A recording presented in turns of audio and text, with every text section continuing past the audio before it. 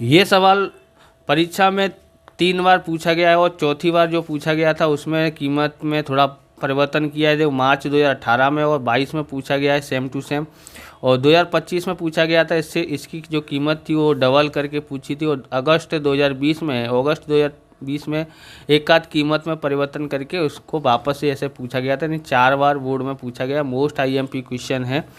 और देखते हैं हम यहाँ पर आभा और बीना 2:1 के प्रमाण में लाभ हानि बांटने वाले एक पीढ़ी के साझेदार हैं। तारीख 31/3/2017 के दिन उन्होंने उनकी पीढ़ी की पक्की तलपट निम्नानुसार थी। पक्की तलपट दी गई है, तो यहाँ पर ये समायोजन दिया है। हम लोग स्टेप बाय स्टेप करते हैं, 3 स्टेप में इसको काम करना है।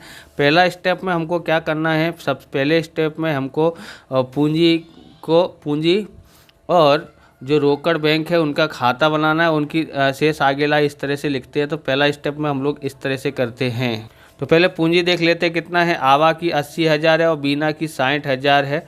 और यहाँ पर देखते हैं रोकड़ बैंक कितना है, 2,000 दिया है, इनकी एंट्री करते हैं।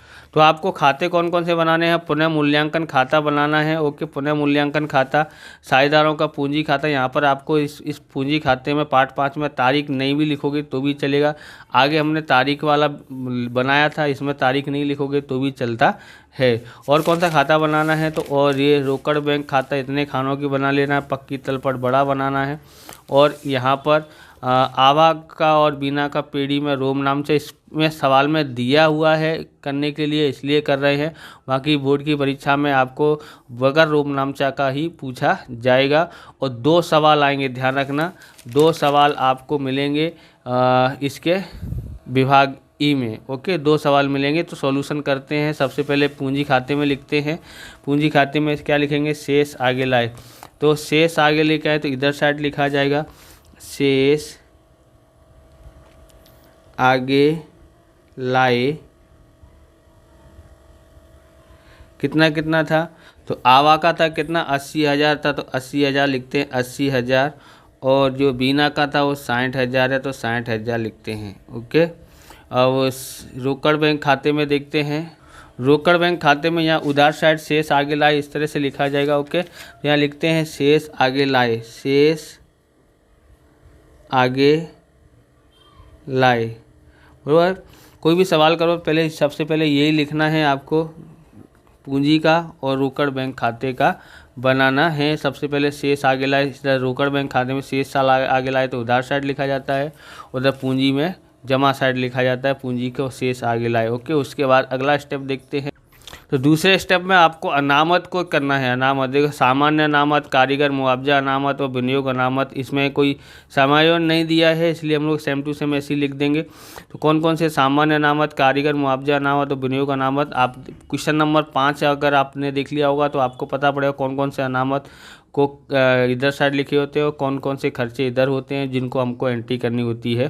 तो पहले इन तीनों की हम लोग एंट्री करते हैं। पूंजी खाते में जाएगा और बंटवारा भी होगा, उसका समायोजन और क्या बोलते हैं रोम नामचा भी लिखना है। तो सामान्य अनामत 18,000 है, कारीगर मुआवजा अनामत 4500 है, विनियोग अनामत 1500 है। तो इन खातों को हमको बंद करना पड़ेगा क्योंकि नया साझेदार आया है, तो पुराना जो भी अनामत है उनके खाते बंद करने के लिए हमको रोम नामचा लिखेंगे। तो सबसे पहले ये लोग बांट देंगे हम लोग, सामान्य अनामत। ओके, सामान्य अनामत बराबर। और कौन सा है, तारीख सेम टू सेम। और क्या नाम है, कारीगर मुआवजा। तारीख नहीं लिखोगे तो भी चलेगा, कारीगर तो मैं लिखता नहीं हूँ, आप समझ लेना। कारीगर मुआवजा अनामत, मुआवजा अनामत। और फिर है अगला कौन है, विनियोग अनामत, विनियोग अनामत। ओके, किस अनुपात में है, तो ये सब पुराना वस्तु है इसलिए पुराने अनुपात में बांटते हैं। 2:1 था, 2:1 में बांटेंगे। सबसे पहले देखेंगे सामान्य जो अनामत है वो कितना है, 18,000 है। 18,000 में 2:1 का मतलब होता है 3, 3 से भाग देंगे 18 में तो कितना का 6, 6,000 गुणा 2 करते हैं तो कितना होता है, 12,000 आता है। कितना आता है, 12,000 आता है। तो 12,000 इसको मिलेगा आवा को और 6,000 इसको मिलेगा। ओके, या डैश। फिर है कारीगर मुआवजा अनामत कितना है 4500। तो 4500 में हम 3 से भाग देंगे तो 3 एक 3 3 5 15 1500 होता है। 15 दूनी 30, यानी इसको मिलेगा 3000 और इसको मिलेगा 1500। विनियोग अनामत कितना दिया था तो 1500 दिया हुआ है। ओके, तो इसको मिलेगा कितना 500 1000, 2:1 के अनुसार ये इसको मिलेगा 500। ये हमने कर दिया। अब इसका हम लोग रोम नामचा भी लिख देते हैं। ओके, तो सामान्य अनामत का क्या बोलते हैं, यहाँ पर उधार लिखा जाएगा। दायित्व में जो भी लिखा है वो उसको उधार लिखते हैं, संपत्ति में है वो उसको जमा में लिखते हैं। तो सामान्य अनामत जो है उसका खाता बंद करना पड़ेगा, पुराने साझेदार हम बांट करके दे करके। तो इसलिए सामान्य अनामत खाता उधार, और किसको दिया है तो आभा को दिया है, इसलिए आभा के पूंजी खाते का। और दूसरा कौन साझेदार है, बीना के पूंजी खाते का। पूंजी खाते में अभी हमने देख लिया था वही है, यहाँ पर ये 18,000 है और बांटा तो कितना, इसको 12,000 मिला और इसको मिला है 6,000। ओके, विवरण में आपको लिखना हो तो लिखें, नहीं लिखना हो तो कोई बात नहीं। दूसरा देखते हैं, दूसरा क्या है, कारीगर मुआवजा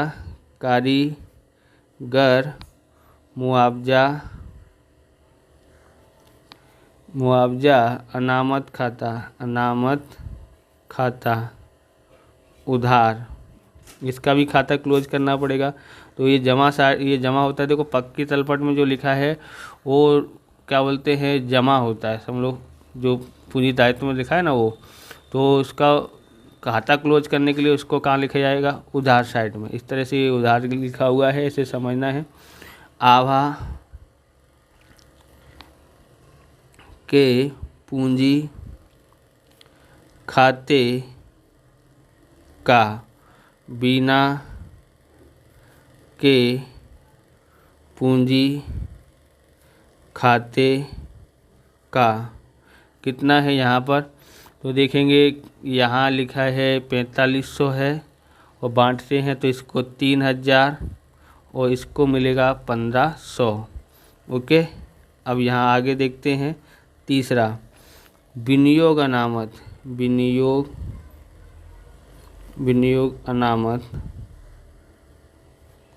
ओके, खाता उधार, आभा के पूंजी खाते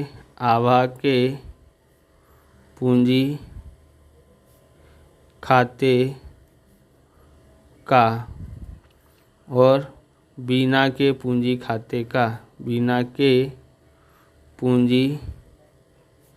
खाते का। ओके, यहाँ कितना है, तो ये हमने पार्ट 4 में भी सीखा था। तो ये क्या बोलते हैं, आप कर लिया होगा। वहाँ पर उदाहरण नंबर 12 था, फिर यहाँ पर क्वेश्चन नंबर 12 था पार्ट 4 में, और यहाँ पर पार्ट 5 में क्वेश्चन नंबर 5 था इस तरह का। तो हमने वहाँ पर किए हुए थे। तो कितना था, ये 1500 है। ओके, इसको 1000 और इसको 500 मिलते हैं। ओके, अब हम लोग पूंजी दायित्व संपत्ति तरफ देखते हैं। सबसे पहले ख्याति का हम लोग को पूंजी खाते में लिखना है और रोम नामचा लिखना है। तो सबसे पहले ख्याति, तो ख्याति ये पुरानी ख्याति, ध्यान रखना पुरानी ख्याति का अगर पॉइंट आपने समझ लिया तो बस आपका एकदम सरल सवाल हो जाएगा, फिर कोई तकलीफ नहीं। पुरानी ख्याति, पुराने साझेदार, पुराने अनुपात में, समझ आया। तो पुरानी ख्याति है, पुराना अनुपात 2:1 है, तो उसके अनुसार हम लोग करते हैं। तो ख्याति में यहाँ पर एंटी इसके उल्टी होगी, यहाँ पर कौन आ जाएंगे, ये दोनों नाम यहाँ लिखते हैं। आभा के पूंजी खाते, क्या लिखेंगे, आभा के पूंजी खाते उधार, बीना के पूंजी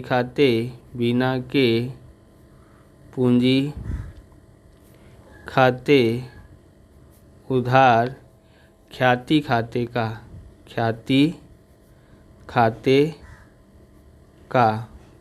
कितना था ख्याति, तो ख्याति थी 18,000। 18,000 को हमने ऊपर बांट लिया था, इसके बाद 12,000 2:1 के अनुपात में, बोल 2:1, और इसका कितना होगा 6,000। ओके, हो गया है। अब हम लोग देखते हैं इसको पूंजी खाते में लिखते हैं। तो पूंजी खाते में किधर साइड लिखा जाएगा, उधार साइड में लिखा जाएगा। तारीख लिखने की नहीं ज़रूरत है, तो यहाँ पर बना लिया इसलिए मैंने किया। यहाँ लिखते हैं ख्याति खाता। आवा को कितना मिला है 12,000, और इस बीना को कितना मिला है 6,000। ओके, एक और खर्चा है उसको भी हम लोग करते हैं। यहाँ पर विज्ञापन अभियान खर्च, ये भी इसमें लिखा जाएगा, तो इसको भी लिखते हैं 6,000 है। तो यहाँ लिखते हैं विज्ञापन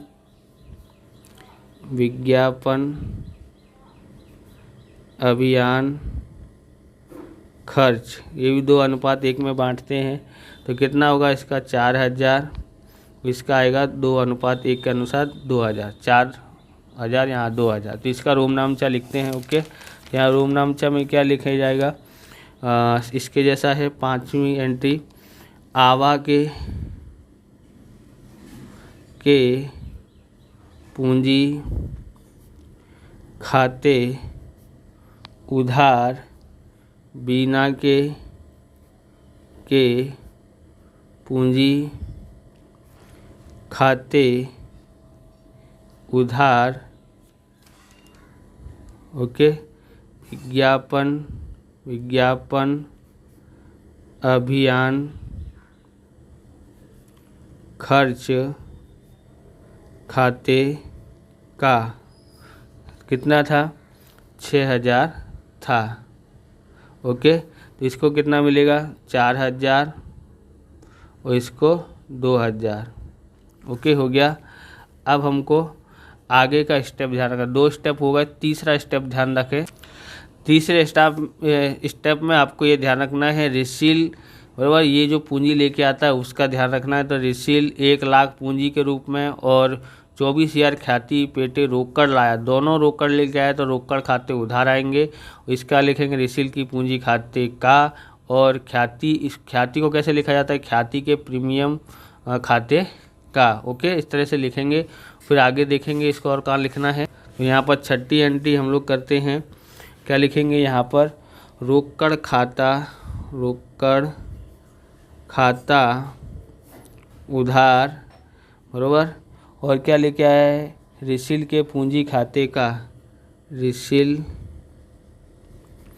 के पूंजी खाते का, रिसील पूंजी लेके आया उसका, और ख्याति का प्रीमियम, ख्याति भी लेके आया। तो ख्याति को कैसे लिखते हैं, ख्याति के प्रीमियम खाता का। ओके, तो यहाँ पर देखो कि पूंजी 1,00,000 लेके आया है, और प्रीमियम में ख्याति का प्रीमियम कितना ले आया 24,000 लेके आया। तो कितना होगा यहाँ पर 1,24,000 होता है। ओके, 7वां देखना है। 7वें में हमको ये लिखना है ख्याति के प्रीमियम खाता उधार, दोनों में बांटेंगे। तो यहाँ पर किस किस को देना है, पुराने साझेदारों को देना है। तो आभा के पूंजी खाते का और बीना के पूंजी खाते का, बीना के पूंजी खाते का। तो ये नई है पागड़ी, नई क्या है ख्याति, नई ख्याति, नए साझेदार के नए प्रमाण, बराबर, जो नया साझेदार लेके आया है। तो यानी कि पुरानी ख्याति पुराने साझेदार पुराने प्रमाण में, नई ख्याति जो है पुराने साझेदार में बांटना है लेकिन नए प्रमाण में बांटना है। तो हम नया प्रमाण याद करेंगे, त्याग की गणना करनी पड़ेगी। तो त्याग की गणना करते हैं, फिर इनको देते हैं। ख्याति का प्रीमियम वैसे है कितना है 24,000 है। तो हम लोग गणना करते हैं। तो यहाँ हम लोग गणना कर लेते हैं। सबसे पहले लिखते हैं साझेदार जो है, साझेदार कौन कौन है, बराबर, यहाँ लिखते हैं आभा और कौन है साझेदार, ये कौन है, ये साझेदार हैं, साझेदार आभा, बीना, और कौन है रिसिल।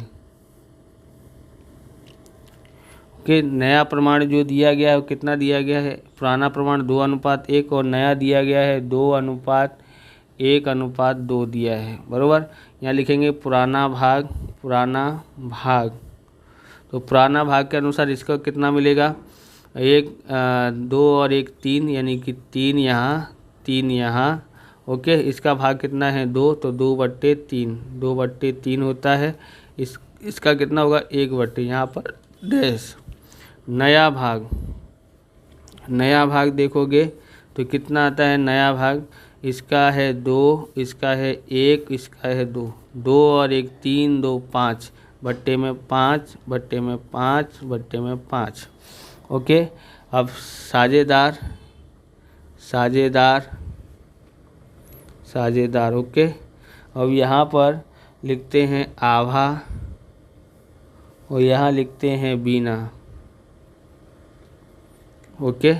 साझेदार है तो त्याग का क्या होता है, त्याग बराबर पुराना भाग माइनस नया भाग। तो यहाँ पर देखेंगे पुराना भाग कितना है यहाँ पर, तो यहाँ पर पुराना भाग है इसका 2/3 और नया भाग है 2/5। हर समान करने के लिए लासा लेते हैं तो दोनों के पाड़े में आती हुई ऐसी सबसे पहले संख्या कौन सी आती है 15।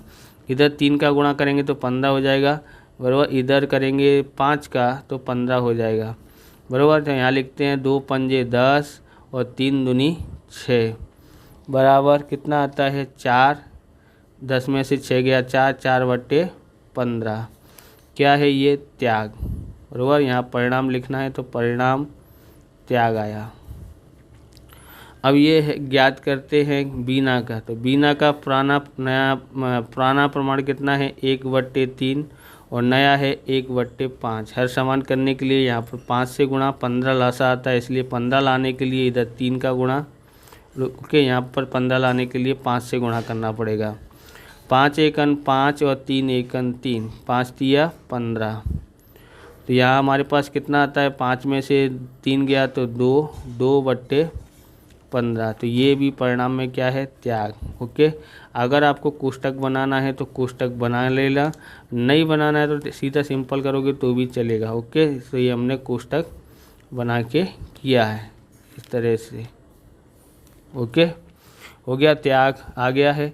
तो कितना है त्याग का, तो यहाँ पर लिखते हैं त्याग का अनुपात कितना आया है, तो इधर 4 है, 4:2 बराबर 2 से कटता है 2 दूनी 4 और 2 एकन 2, वही त्याग आया है 2:1 में। तो 2:1 में हम लोग यहाँ बांटते हैं, 24,000 है, 3 से भाग देंगे तो 3 से भाग देंगे क्योंकि 2:1 है ना, 2 और 1 3, 3 से भाग देंगे तो कितना होता है 8,000। 8,000 में इसका अनुपात 2 है तो 8,000 गुणा 2 16,000 होता है और इधर 8,000 आता है, ओके। तो हमने इसकी एंट्री कर ली है। अब इसको और कहाँ लिखेंगे, इसको और कहाँ एंट्री होगी तो पूंजी खाते में होगा। तो पूंजी खाते में हम लोग को 1 लाख लिखने का रोकड़ का, ओके। रिसिल के पूंजी खाते के समय पूंजी खाते में 1 लाख लिखना है और प्रीमियम खाते को हमको और लिखना है। तो रोकड़ में आया है इसलिए रोकड़ खाता जमा साइड में होगा, कौन है रिसिल की पूंजी हो जाएगी 1 लाख की, ओके यहाँ पर। और ख्याति का दर्शाते हैं तो ख्याति को हम लोग को यहाँ पर ख्याति का प्रीमियम करके दर्शाएंगे। यहाँ लिखेंगे ख्याति का प्रीमियम, बराबर। नए अनुपात में दर्शाएंगे, नया अनुपात कौन सा है 2:1 और पुराना भी वही है।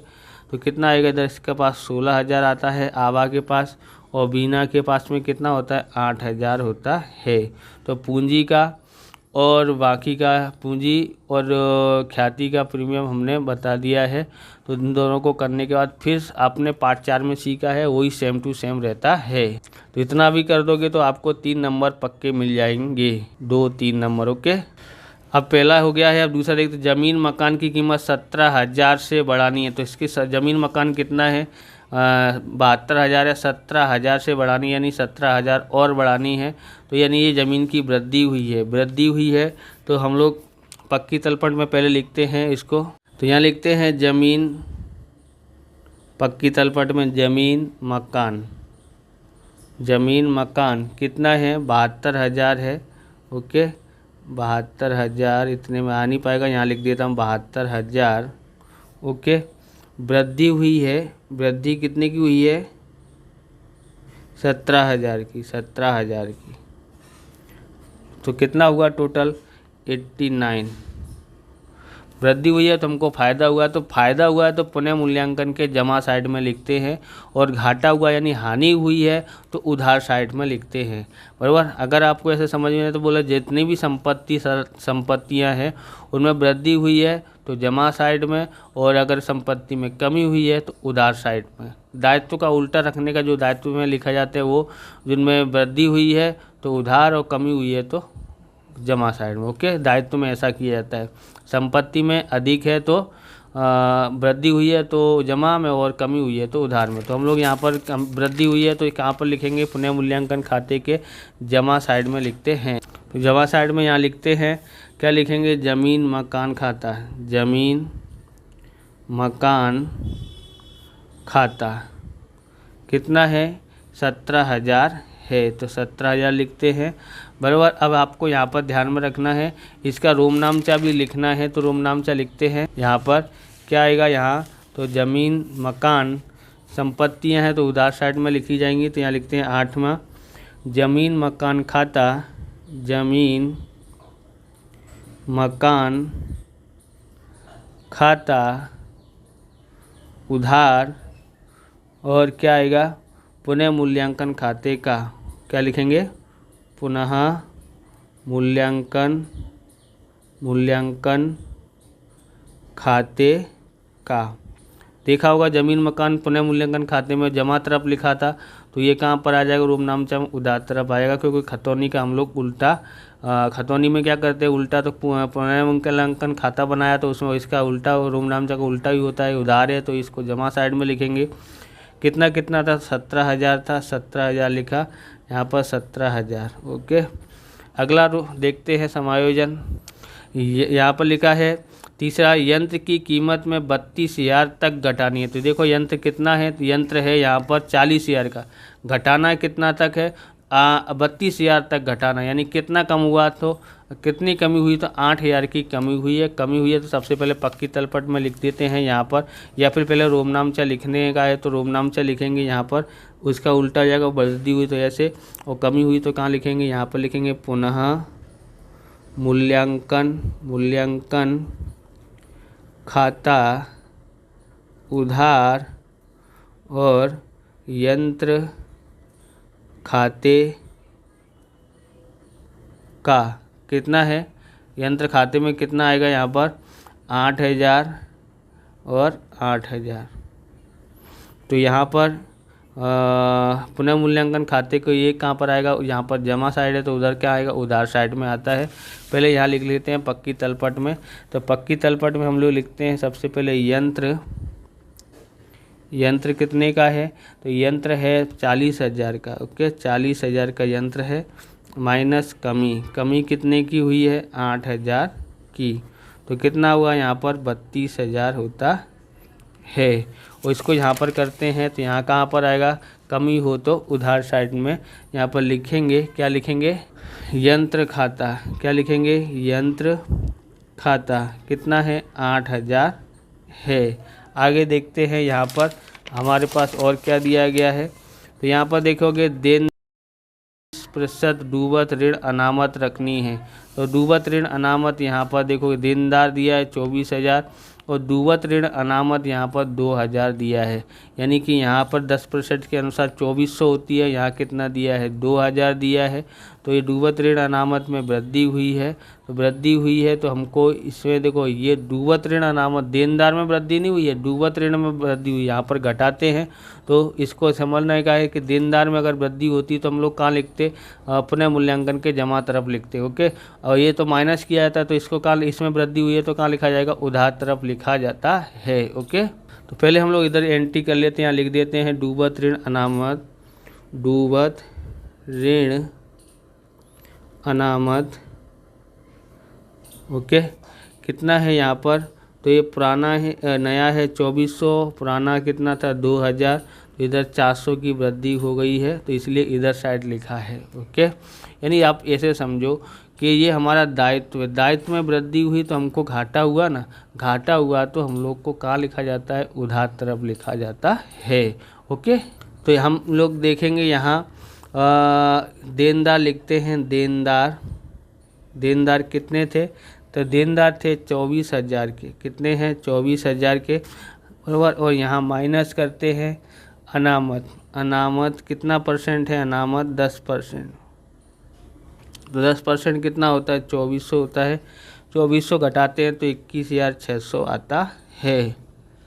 तो आप इस प्रकार के वीडियो देखना चाहते हैं तो डिस्क्रिप्शन में आपको प्लेलिस्ट की लिंक मिल जाएगी अकाउंट और स्टेट के अलग अलग चैप्टरों की, वहाँ से आप देख सकते हैं। चैनल पर नए, चैनल को सब्सक्राइब करना क्योंकि हम इस प्रकार के वीडियो आपके लिए बनाते रहते हैं। तो इसका रोमनामचा लिखते हैं, यहाँ पर कितना आता, तो हम लोग यहाँ लिखते हैं और 10वां है पुनः मूल्यांकन खाता उधार, पुनः मूल्यांकन खाता उधार, डूबत ऋण अनामत खाते का कितना था 400, इसका भी 400। ओके, ये हो गया है। अगला देखते हैं, अगला समायोजन है यहाँ पर नहीं चुकाए बिजली बिल के लिए 1100 का प्रावधान करना है, प्रावधान करना है, यहाँ पर ध्यान रखना है। तो नहीं चुकाया बिजली बिल कहाँ पर आता है, पक्की तलपट में दायित्व तरफ, तो ये हमारा दायित्व है यानी कि कमी हुई है हमारे, मैंने हमको घाटा होगा, खर्चा हुआ है, खर्चा हुआ तो कहाँ पर लिखा जाएगा, उधार तरफ, पुनः मूल्यांकन खाते के उधार तरफ लिखते हैं। तो दो जगह इसकी एंट्री करते हैं। तो यहाँ पक्की तलपट में लिखते हैं चुकाना बाकी, चुकाना बाकी, चुकाना बाकी बिजली बिल। ओके, कितना है 1100 है, और पुनः मूल्यांकन खाते के भी उधार तरफ आएगा बराबर। नहीं चुकाना बाकी बिजली बिल, चुकाना बाकी बिजली बिल कितना है 1100 का, इसका भी रोमनामचा लिखना पड़ेगा। ओके, तो लिखते हैं जैसे इन दोनों का किया है वैसे ही इसका करना पड़ेगा। तो यहाँ रोमनामचा के लिए जगह नहीं बची है इसलिए हम लोग यहाँ पर बना देते हैं, देख ले समझ लेना आप लोग। ओके, क्या लिखना पड़ेगा, अगला है कौन सी है एंट्री 11वीं। ओके, यहाँ लिखते हैं पुनः मूल्यांकन खाता उधार, पुनः मूल्यांकन खाता उधार कितना था 1100, और चुकाना बाकी, चुकाना बाकी बिजली बिल खाते का कितना है 1100 रुपये है। ओके, अब हम लोग आगे देखते हैं। तो यहाँ पर तो तीनों साझेदारों का नया लाभानी का प्रमाण दिया है, रखना है। अब हम लोग देख लेते हैं कुछ बाकी रह गया है, तो इधर से हम लोग पूंजी लिख दिया, अनामत लिख लिया, लेनदार लिखना, देनी हुंडी लिखना बाकी है। इन दोनों को लिखते हैं, यहाँ लिखते हैं लेनदार, लेनदार, लेनदार कितने हैं 28,000, और देनी हुंडी, देनी हुंडी कितना है 12,000 है। ओके, 12,000 लिखा। अगला देखते हैं, शुरुआत में हमने ख्याति का कर दिया, ज़मीन मकान का ये कर दिया है, स्टॉक बाकी है, स्टॉक कितना है 36,000, देनदार हो गया, विनियोग 8,000 लिखना है, रोकड़ बैंक हो गया, अभियान खर्च हो गया, तो 2 ही लिखना है। स्टॉक 36,000, विनियोग 8,000 लिखना है। तो यहाँ लिखते हैं, यहाँ पर क्या लिखेंगे, सबसे पहले स्टॉक कितना है, स्टॉक का 36,000 है। ओके, और विनियोग कितना है, विनियोग कितना है, 8,000 है। ओके, अब हम लोग इसका यहाँ पर अभी टोटल करना नहीं है अभी, अब हम लोग ने सब कर लिया है। अब शुरुआत से हम देखते हैं। तो रोकड़ बैंक खाते में एक वस्तु बाकी रह गई थी, रिसिल रोकड़ लेके आया, तो रोकड़ लेके आया तो इधर साइड लिखेंगे यहाँ पर। नहीं तो आपको पता ही है यहाँ पर रोकड़ लेके आया तब कैसे किया था यहाँ, तो ये देखो यहाँ पर लेके आया था रोकड़, बोला रोकड़ खाता उधार 1,24,000 और रिसिल के पूंजी खाता 1 लाख और ख्याति के प्रीमियम खाता 24,000। तो ये दोनों यहाँ पर जमा है, तो रोकड़ खाते में इन दोनों को कहाँ लिखना पड़ेगा, उधार साइड में लिखना पड़ेगा। तो यहाँ लिखते हैं रोकड़ बैंक खाते के। ओके, यहाँ लिखेंगे रिसिल के पूंजी खाते का कितना है, 1 लाख है। ओके, ख्याति का प्रीमियम रूम नाम से लिखना था इसलिए भूल गया। ओके, और नहीं तो पहले ही सबसे पहले इसी का लिखा जाता है, लिखने का होता है 24,000। ओके, अब हम लोग यहाँ पर टोटल मार के देखते हैं। यहाँ सबसे पहले यहाँ कितना किसका ज़्यादा है, तो यहाँ टोटल मार लेते हैं। ओके, फिर यहाँ देखते हैं, सबसे पहले देखते हैं यहाँ पर टोटल में कितना ज़्यादा होगा, यहाँ पर किधर साइड का टोटल ज़्यादा हो रहा है। तो देखने से मालूम पड़ा है कि इधर 17,000 सबसे ज़्यादा टोटल है। ओके, तो यहाँ 17,000 में से हम लोग घटाते हैं, 17,000 माइनस 8,000 माइनस 400 माइनस 1,100 बराबर कितना आता है, 7,500 आता है। 7,500 ये हमने खोजा है।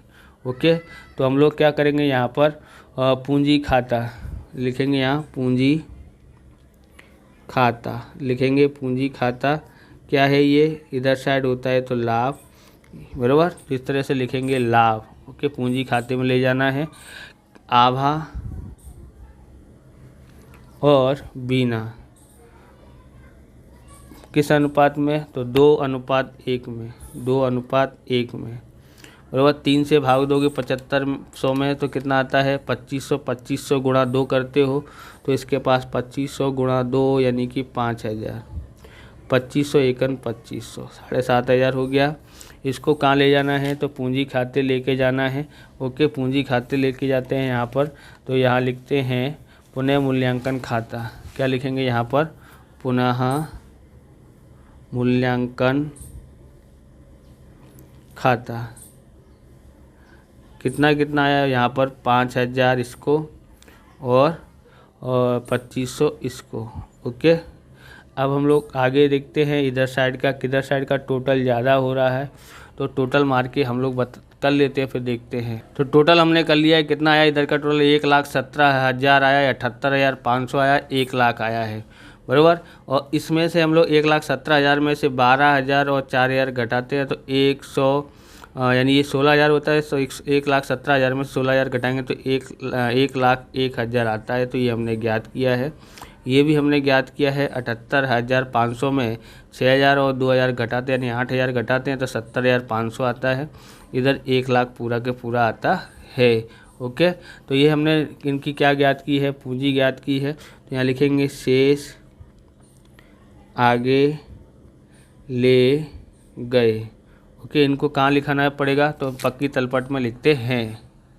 तो यहाँ लिखते हैं पूंजी खाता। क्या लिखेंगे, पूंजी खाता। पूंजी खाता कितना है, आभा का